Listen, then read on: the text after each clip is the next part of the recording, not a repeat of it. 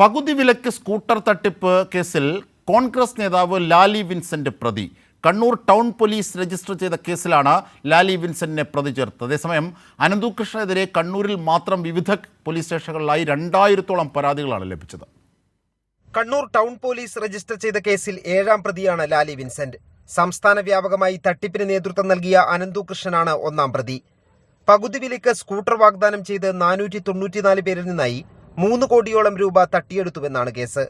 അതേസമയം കണ്ണൂർ ജില്ലയിൽ മാത്രം വിവിധ സ്റ്റേഷനുകളിലായി 2000-ലധികം പരാതികളാണ് ലഭിച്ചത്. പകുതി വിലയ്ക്ക് ലാപ്ടോപ്പ്, തയ്യൽ മെഷീൻ തുടങ്ങിയവ വാഗ്ദാനം ചെയ്തും പണം തട്ടിയെടുത്തതായി പരാതിക്കാർ പറഞ്ഞു. ഇതിന്റെ മാനേജറായ അനന്തകൃഷ്ണനെ അറസ്റ്റ് ചെയ്തെന്ന് നമ്മൾ അറിയാൻ കഴിഞ്ഞു.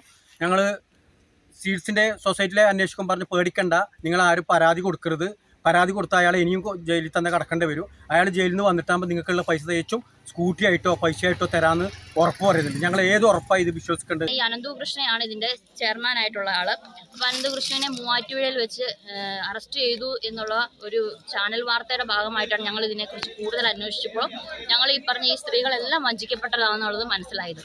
അപ്പോൾ ഇത് ഒരു കൂട്ടം ഈ തൊഴിലുറപ്പിന് പോകുന്നതും ടാപ്പിംഗ് തൊഴിലാളികളുമായ സാധാരണക്കാരായ കുടുംബശ്രീ പ്രവർത്തകരാണ് കൂടുതൽ ഇതിൽ വഞ്ചിക്കപ്പെട്ടിരിക്കുന്നത്. അപ്പോൾ ഇതിനെതിരെ ശക്തമായൊരു പ്രതിഷേധം എന്ന രീതിയിലാണ് ഞങ്ങളിത് മുന്നോട്ട് വന്നിരിക്കുന്നത്. കണ്ണൂർ ടൗൺ, തളിപ്പറമ്പ്, ശ്രീകണ്ഠപുരം, മയ്യിൽ, വളപട്ടണം, പയ്യന്നൂർ സ്റ്റേഷനുകളിലാണ് കൂടുതൽ പരാതികൾ ലഭിച്ചത്. വളപട്ടണം സ്റ്റേഷനിൽ മാത്രം 300-ഓളം പേർ പരാതിയുമായി എത്തി. പോലീസ് പരാതികൾ പരിശോധിച്ചു വരികയാണ്. ജില്ലയിൽ രൂപീകരിച്ച സീഡ് സൊസൈറ്റികൾ വഴിയാണ് തട്ടിപ്പ് നടത്തിയത്. കൈരളി ന്യൂസ്, കണ്ണൂർ.